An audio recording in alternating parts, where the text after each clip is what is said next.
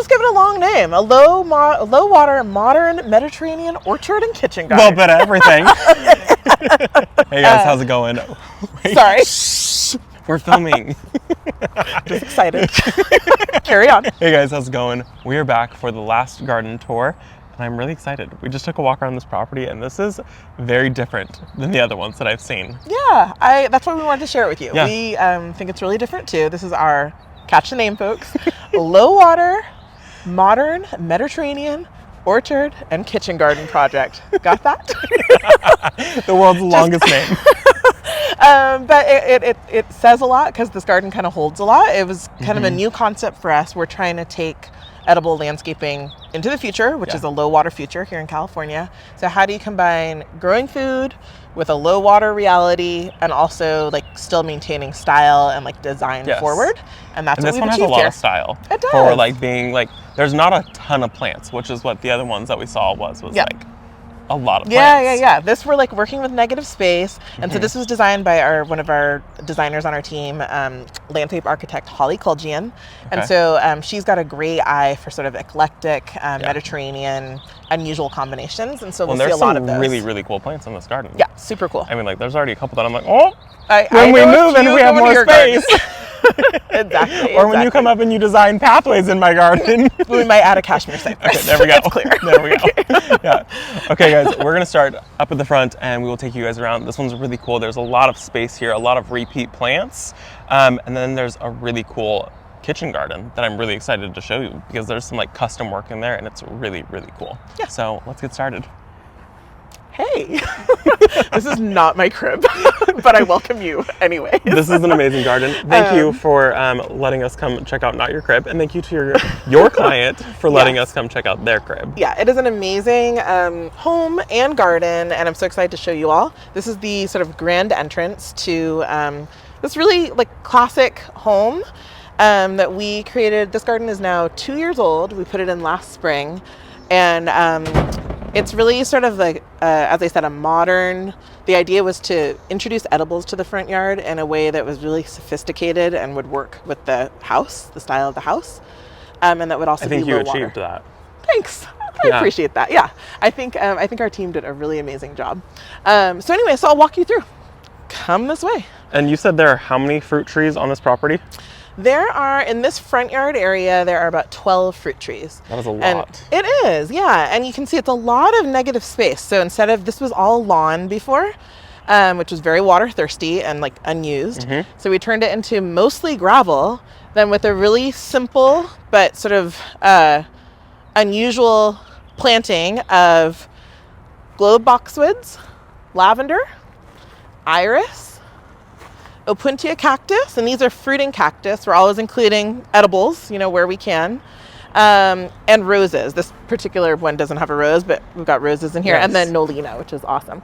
And then you guys have the fruit trees. So this one, there's apples in the middle. Is that what this is? Yes. So we got apples and pears. So most of this front yard is apples and pears, and we chose those because apples and pears just have a prettier, a more like, they're a beautiful fruit tree. Yeah. And we wanted to keep this, although it'd be nice to have peaches and apricots, like they just get a little crazy. That didn't need to be happening here. So this is a very stylized orchard. And then you guys have lots of like repeats. So there's lots of oak leaf hydrangeas up here. Lots of the cactus up here. Yeah, here we really needed to create just like a green envelope for the whole space. Yeah. We wanted to have an enclosed, soft, lush feeling that's still pretty low water. So we've got, again, boxwoods, this beautiful oak leaf hydrangea, which just see how this like fine leaf of the boxwood looks so good with the broadleaf of the... And then the like very small texture of the fern back there. Exactly, then that feathery fern. And like that is really what we're trying to do almost all the time, is like look at leaf textures and contrast them. Especially if you're doing a lot of green, you need to have all of the different And then textures. Look at that cute little Meyer sticking out too, so then you have that fuzzy. So like I love this little combination here. It's really simple. Oh, and then there's even another one, the broad green shell ginger at the back. So it's like layers and layers of foliage. Yeah, it's a shell ginger, ornamental. That's really cool. It is, yeah.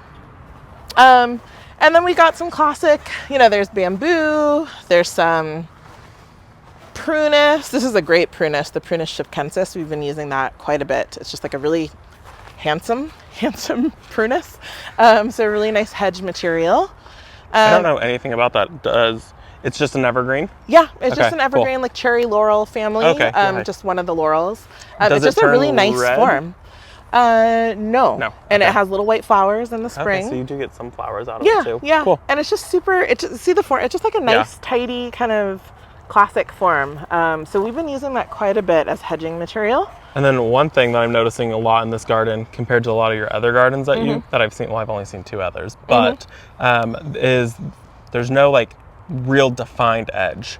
So Yes. like you've always done the metal edging Yep. in the ones that I've seen, and this is like the DG just right up to it. Yep. Or behind us, you just are doing the DG directly up into these planting spaces. Exactly. Yeah. So the gravel mulch goes everywhere, and except on the edges, we tried to plant pretty lushly. And this is only 2 years old, but eventually this will grow in so that you don't even see where you switch from gravel to Right. mulch. But even just still doing it this way, it's very kind of peaceful It is. Yeah. instead of like a very, very like tight edge. Yeah, I mean, Holly had a particular vision for this, and we were all like, I don't know, is that going to be messy and awful? Because It one really of the things worked I out. hate the most is like when you have mulch and gravel Yes, mixed and it looks yes. just not good. And we were worried, and there are some little areas like there where that's a little bit happening. But Yeah. again, as the plants grow, it'll work. But I think in general, it's really nice, and it does give this kind of rustic elegance kind of feel to it. Definitely. So that's special. I also want to point out these little huckleberries, which are just a native perennial edible, cousins of the blueberry. Yes. They make the delicious little huckleberries. So we got 2 here, another 3. And that's kind of a lot of the way we work too, like lots of ornamentals. Those are agapanthus, like things you've seen before, and then tucking in edibles, perennial edibles as we go. Yeah, don't walk into the San Pedro cactus. Almost walked into the cactus. So the San Pedro cactus are a big part of this garden. Yes. One, because they're kind of they're like a contrasting plant that you wouldn't necessarily expect to see with roses and fruit trees.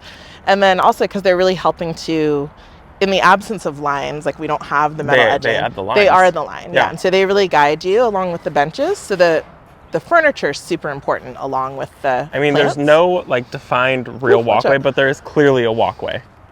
Exactly, yeah. Oh, look at this little monarch floating around, living his life. Oh, that's so cool. So gorgeous. I mean, that goes back to, Yeah. build it and they will come. It Said that is. earlier.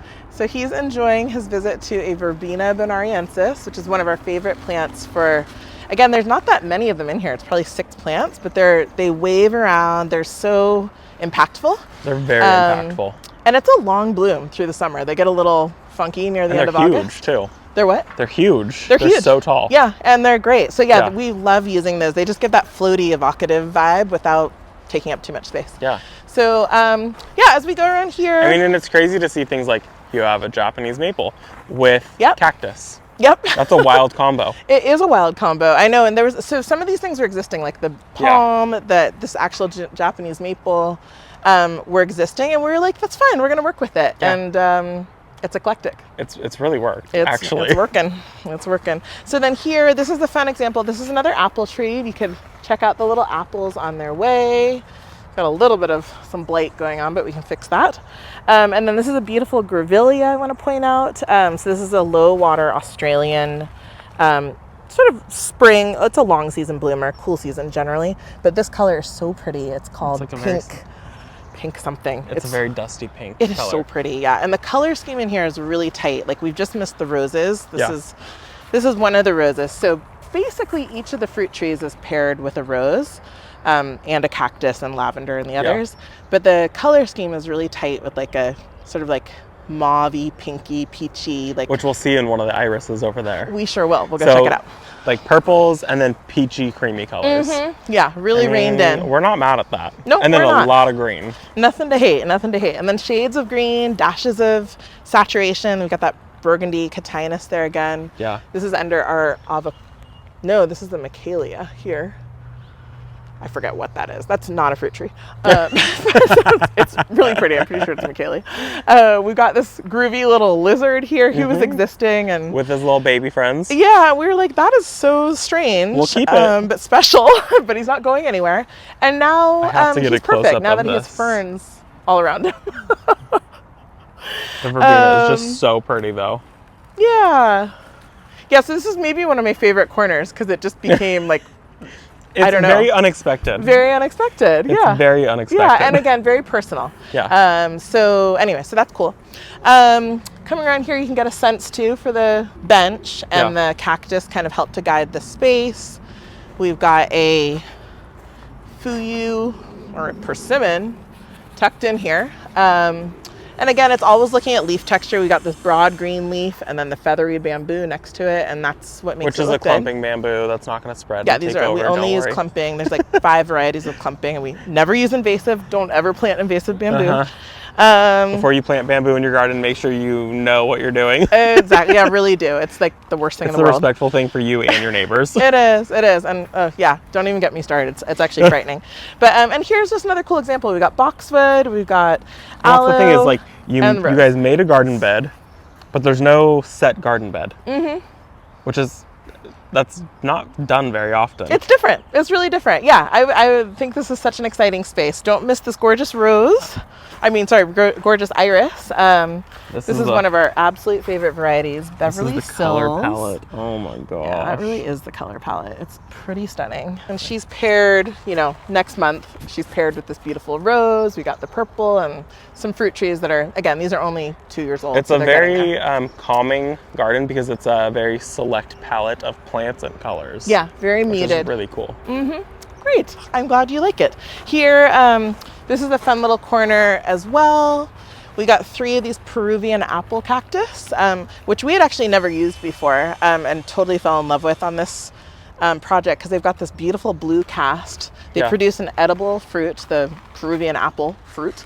So we're all excited to try that. And then again, you can see how we've contrasted it with the broadleaf fig behind it, that same beautiful pink grevillea kind of hanging out. And I'm only seeing these gardens at one point of the day, but it looks like you really try to push plants to their limit of where you plant them with how much sun they do or don't get. Yes, I think that is correct. Because here we are under a giant redwood. Yep. And you have a fig. Yeah, and we have found there's a lot of fruit trees that actually work in part shade. Like I mentioned in my garden, the lemons and limes. And plums, that was proof because you had fruit. Yeah, I had fruit. Plums are totally great in part shade. And figs actually also do really well in a lot less sun than you'd think. Yeah. So so you can. I mean, like a peach, don't do that. but it's kind of cool. You can push plants to do something. Yeah. Totally. So I think this is more of the same. I'm just pointing out the edibles because I think it's so cool that they're integrated and you hardly notice them. So you've got That's what I want to do with my garden. Yeah. I don't want them to be and they're not the most beautiful. They're really They're not. They're totally not. And so like there's an avocado tucked in behind the bamboo. Which you see the bamboo and then bam, there's an avocado. Exactly. And there's a beautiful weeping mulberry, which is sort of a specimen focal point plant. Pretty. Yeah, so we really situated it there. And at its base are a bunch of blueberries. So you've got iris, blueberries, that gorgeous yucca, cordyline, opuntia, that's the same fruiting opuntia cactus. Our friend the boxwood. So then I think we're going to come over here to maybe your favorite plant so far. I want to point out this gorgeous cashmere cypress, which is here. Can I climb in this bed a little bit? You sure can. If I can find a way over there. Because I need to show you guys this. It is the prettiest plant. I need to find room in my garden for this. It is so pretty. They have one other one up by their front door, and I'm going to show you guys like the texture of it up close because it is so stunning. Yeah, and it grows pretty quickly and pretty tall. So, we've got a tall house facade here. Yeah. So the idea is definitely for it to get up to the windows. And it'll grow taller than that, but we can also prune it to keep it sort of in check. But when you have like a lot of house front, you definitely want to get some vertical height to balance that out. Which there is a lot of wall. Yeah. Right there for that to grow up. A lot of wall. And then in here, we have really just like a beautiful mix of textures.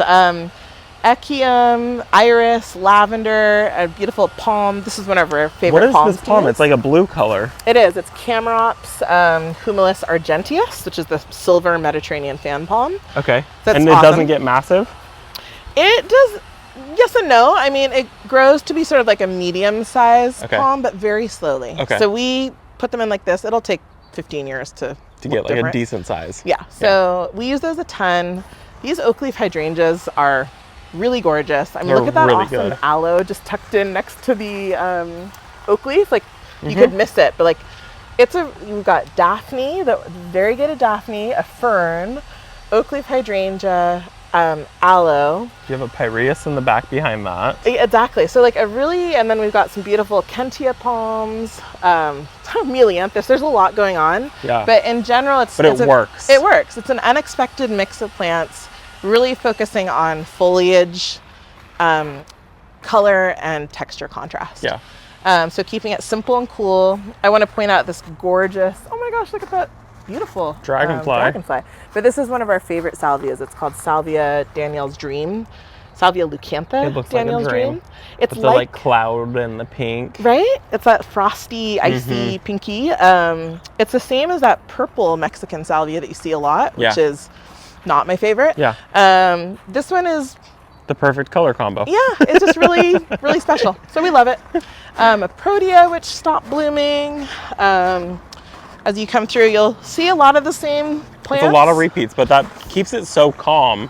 Yeah, it's a really serene space to be in. Yeah. So the camellia was existing, and the Japanese maple was existing.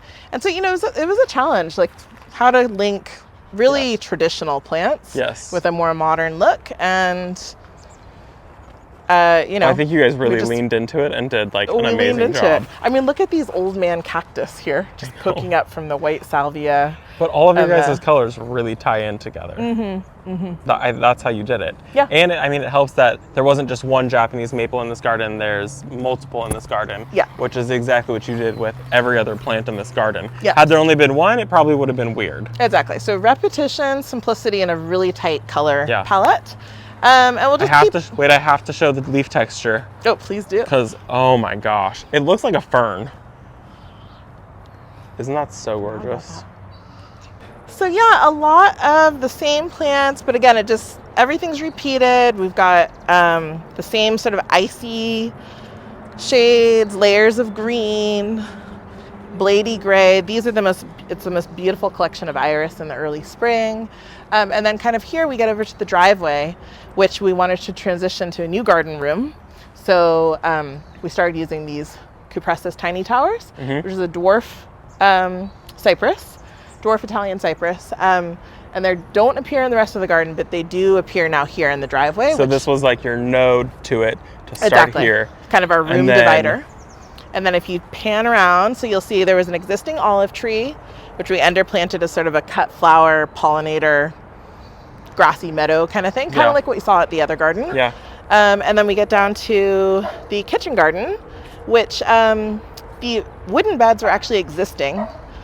And this is like the sweetest kitchen garden ever. It is so sweet. Yeah, and I really love the way that the tiny towers and the really what we wanted to do is make this feel like a modern like very timeless and classic, but modern. Yeah, it is very design. timeless, very classic. Yeah. This is like very classy. Yes, agreed. And so it's a really reined in, again, super tight palette with this really cute Westringia gray box, I believe. Yeah. The euonymus microphylla, the burgundy succulents here. Which are so cool. They really are. And again, it's that saturated burgundy. It always just works to like make things a little more modern. Yeah. And then we're just defining the room with a little bit of verticality from the cypress. The arbor was existing. Okay, I was going to ask about that. So and that that's was got existing. a passion fruit on it now. There's a tennis court behind, which we didn't want to be looking at all the time. So the passion fruit helps to screen it and is also productive. And the amount of birds that are in this garden is crazy. Yeah, this fountain, I think, is really doing a lot of great work. I think so too. Yeah, so here we are in the kitchen garden. So we added blooms sort of in colors that extended from the rest of it. So that's that same sort of peachy pink, very muted, very reined in color scheme with touches of purple. And then filled in the veggie beds, planted them, again with a range of herbs, annual vegetables, and beautiful flowers. I mean, it's stunning. And that's it. It's like the most calming like vegetable garden. It's really nice. Yeah, it's really, really reined in, and I agree. It just feels really serene without being boring. There's enough that changes. But yeah, we love it. Every time I come here, I'm just like, wow, this is so pleasant. And we have Jessica stepping in to show me the vegetable garden a little more personal.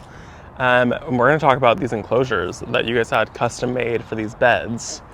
Yeah, so we were so excited about this garden. It was first planted, we had our first summer garden last summer, and then we just got hit really hard by rabbits and birds. They have a creek that's running along the back of the property here, and so it's really just like a highway for small critters. Yeah.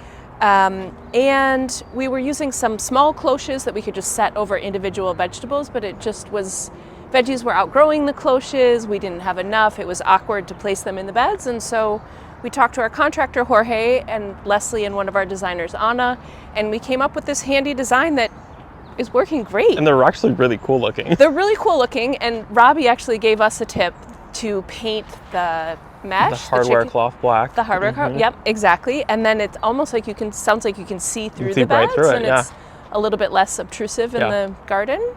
So that's coming, but for now. So they will be painting the hardware cloth. They will. They got the tip.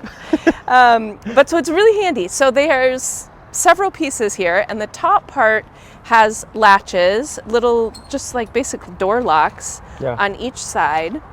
And so you open those up, which, like that. And then it has the hydraulic spring in the back, so it basically just opens and stays open on its own. Which is so crazy. That's so nice. Which is so great. That's the only way that you'd be able to make it work. Totally, totally. And this one is really, these are really handy too because they're taller in the back. Yeah. So then we can plant some of the taller things like eggplants and peppers. And in fact, in this one, we even have a zucchini, which we never would plant in the middle of a bed. We usually plant it on the edge, and then it can kind of, we can train it to trail off. But that's not an option here, so we have to adapt. Exactly. So we wanted to have some zucchini to harvest. Yes. So then the other really cool thing about these enclosures is it has a side latch, basically a little plug that you pull out, and then the front opens down. And for maintenance purposes, that is so handy because that allows us to get, because then it doesn't even matter that you have all the way back into the back here without trying to lean over. And these cages don't matter. Otherwise, you wouldn't be able to use it. Exactly. And then come the seasonal transition, we're going to want to really get in there with a shovel or a pitchfork to turn the soil. And so this design really allows us to do that, which is so cool. Which is really, really cool. And so these were custom made per each bed for what you guys want. It's like this bed is fully covered. This bed right here is partially covered. So is this something that like an average gardener could afford, or is this like a? I mean, it's an investment piece. I mean, it's got like hydraulics in it. It definitely was an investment. Not everyone can afford it, but I think it was about in the $3,000 to $5,000 range. Okay. And there's a lot of them that you guys have. Right. There's a couple more down there, and they're custom. So yeah. Custom depths, custom heights, custom hydraulics. Exactly. And on short order, because we were already at the spring and trying to figure out what we were going to do this summer. Because you guys just installed these. Yeah. They just went in a month ago, maybe? Yeah.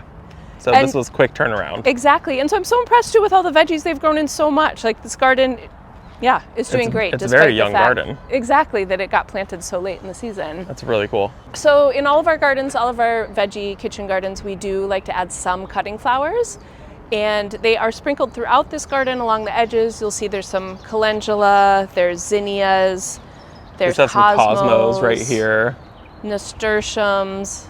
And then another one that I forgot to point out at the last garden, but we use, this actually isn't it. There's the wild magic basil, the dark purple. Okay. I think this is actually an African blue basil or Thai basil. Oh, this is Thai basil. Thai basil, there it is. But having those little pops of a dark burgundy or dark purple color really helps your eye move through the garden. It gives you a place to land. It helps you make sense of the space. And then additionally, these basils, all the basils are huge pollinator attractors. The bees just love them. They really do. Yeah, and then in this garden, you guys have multiple cut flower sections because you guys try to do it in like every bed. Yeah, totally. So in this garden also, we did a couple of in-ground spaces. And so this one is loosely a cut flower bed. We do have some medicinal edible culinary herbs. There's rue, there's gomphrena. We have a couple different varieties of echinacea. There's a dahlia that'll come up in this trellis here. There's some scabiosa on the edge. It's really cool. Actually, we did integrate some asparagus in the back. Oh. And since this is just the the first or second year that it's Yeah, been there, we you won't let be able it to harvest anything for a while. exactly. We Yeah, let a it couple go to years. go to flower, and then we'll cut it back, and maybe in another year or two we'll start getting some edible. Yeah. And then if you keep moving over to your left, there's another in-ground spiral, and the idea behind that was to be more of a medicinal tea spiral. Okay. As it turns out, the team's been adding some Not so. some cutting flowers, but there is some cool stuff in here. There's some yarrow. I believe this is the toothache plant, or this, they might both be the Oh. toothache plant. Have you tried it? I haven't yet. It's supposed to work. Some verbascum. And Looks these like are a really cool. Is like a hollyhock. Rebecca that They're I just saw actually pollinated. echinacea. Yeah, they're so pretty. Those are really, They're so really delicate. different. And those, of course, are medicinal, highly Yeah. medicinal as well. All the parts, it turns out, the leaves, the flowers. That's really cool. Yeah. And then that's it. You guys have more of the beds, and you guys are Mm-hmm. doing more of the training upwards. Oh, you guys have a really pretty poppy in this bed too. Mm-hmm. I like that I see repeats of plants throughout all the gardens, but in different colors. Yeah, totally. Yeah, that's a fun one. It's a really pretty bloom. It is really pretty. So I'm so glad you got to see all the different veggies and the critter enclosures and the cut flowers. I just wanted to explain a little bit more about how this overall space works and like kind of what makes it work. Yeah. And again, it's as always, like returning to like our back, creating a really strong structure with evergreens. And I pointed out a few of them before. There was Stringia and the euonymus and the cypress, but we've also got tangerines. So citrus is helping us to do that work. I wanted to point out there's a background hedge of star jasmine, and which is perfuming the air right it now. is. It's pretty nice. The giant birds of paradise, which are young still, they're going to grow up and be really quite tall. Yeah. So we're going to have a green backdrop, and that's a big part of what we talk about in Garden Wonderland too. Is like create a backdrop, use evergreens to create a structure, so that this garden looks as good in the winter as it does in the summer. Different, but as good. And then in addition to the veggies and the flowers, which come and go, then we also have our fruit trees. And I just wanted to point it out because there's a lot of fruit tucked in here. So this is a plum, I'm pretty sure. Like, what is that actually? Yeah, that is a plum tree. Okay, so we got a plum tree. Let me check that. I'm so good. It's a Santa Rosa plum. It is? Okay. Okay, we got a Santa Rosa plum. There's actually berries. See that little post there with the cables? So we tucked in, there's 3 posts and 2 sets of cables. So that's And then, actually so when 3 you're berries. doing berries, you guys are pulling all those suckers that are coming up everywhere you don't want them to come up? Because I mean, a lot of berries get a little... They get a little crazy. Yeah. I mean, these are like, they're thornless blackberries, golden raspberries, and like another raspberry. So they're a little less crazy. Yeah. And we do prune them twice a year. We prune the new wood and the old wood and keep them pretty reined in and espaliered. And we always keep them off to the side because they just don't look that great. Yeah. So so they're over there. Like you could forget they're even there until you want them. Yeah. Look at this little culinary bay tucked in here. I mean, that's awesome. It's just there, right? And you just tuck them in. Yeah, just there, hanging out, being cute. And what that is giving is like a nice, soft, evergreen presence. Yeah. Kind of at this like high traffic point. Well, and you just have the light right there, so I'm sure at nighttime it like illuminates it and it looks really good. It's really cute. I'm really into it too. We got pineapple guava tucked in back here. Which is one that I'm seeing in every garden. I mean, we use a lot of pineapple guava. It's a really good plant. What else do we have? I showed you the passion fruit. Yep. This is another citrus. This one's not quite as happy, but I mean, he's it's not making fruit. What is that one? There. Probably a lemon. I don't know. Maybe it's like a lime. maybe a Barris lime. Another citrus giving evergreen. Just tucked in, literally. Oh, and an Just artichoke tucked in artichoke everywhere. hanging out. And so this is such a great example. We've got an evergreen backdrop, evergreen fronter. This digiplexus, we haven't talked about it yet today, but it's like all over all of our gardens. It's so, oh my God, look at that huge little friend. Hi, little guy. So he has lots of, the pollinators love this. Exactly. And this is one of our favorite plants. It's such a good long bloom in the garden. Such a great cut flower. And then you can have the artichoke kind of come and go. You can have these digiplexus come and go, but you've got a really solid front and back. And then over here, it really gets, I mean, there's a lot tucked in here.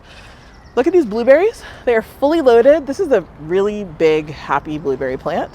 And this is like pushing plants because like I'm seeing it and it's in like, it's in shade. It is, yeah. It gets morning sun. It does not get a ton of afternoon sun. And there are plenty enough berries forming up on it. Yeah, I mean, this is a great looking blueberry. And then look, we've got lemongrass tucked in there. I wouldn't say that's the happiest lemongrass, but it's there. We've got a rhubarb. Look at that little rhubarb friend. And rhubarbs are another one of those plants that really like part shade to sun. We have cordyline as a backdrop. That's an evergreen backdrop. Yeah. That is a pomegranate tucked in there. It's a beautiful Lady Banks rose up behind that was in bloom a few months ago. And then we got a cherry. There's actually 3. There's a couple little berries left. I don't know if this Fruit is left. Actually, I guess maybe they're the first cherries. It is. I see. Yeah. Maybe I there keep just weren't wondering too when many of cherry them this year. season's happening. Have we had any? Yeah, not really. Anyways, these are the first or the last cherries. I don't know, but it's exciting. They're in there. More blueberries. And that's it. But it's a lot of, and then if you pan over here, you'll see another big tangerine used as a anchor. Yeah, and that's it. So I mean, it's fabulous. There's a lot of structure. The amount of wildlife that I'm seeing here too has been so much fun. They're actually like really happy big brown birds just like hanging out in here. It's very cute. Cool. Oh, you have your mic. Yeah, you have your mic. So we're all good. We're mic'd. All right, let's talk. Let's talk. Hey. It's been a day. It's been a really long day. Yes. This was the last garden in the series, but there'll be more to come. Wipe away the tears. There'll be more to come. It was a good time. It's not over. It's not over. We hope you guys enjoyed it. I had fun getting to see these gardens in person. I had fun too. I hope that you guys got the lay of the land for all of these gardens. Videos do not do anything justice. So, I mean, as good as it looked on camera, it was 10 times better in person. These gardens were really amazing. Thank you. And it's so fun to share with you all and great to just kind of reflect on what makes them work. And if you guys want a sneak peek into more gardens and a little more in depth of some of these gardens, check out your book. That's right. Garden Wonderland. Garden Wonderland. Don't forget it. It's available on Amazon and at local bookstores, so check that out. I think that we're going to go crash because we filmed a lot of garden tours. You guys are seeing them over multiple days, but we're not wearing the same outfit, for the last week. And don't forget, we're also Pine House is now starting our new YouTube channel. So you can see more garden tours. That and the book will be linked in the description down below. We're gonna go home. I hope you guys enjoyed the video, and thank you to you and to all of your clients for letting me come and invade their personal space. It was super fun. Thanks. All right, bye guys. Perfect.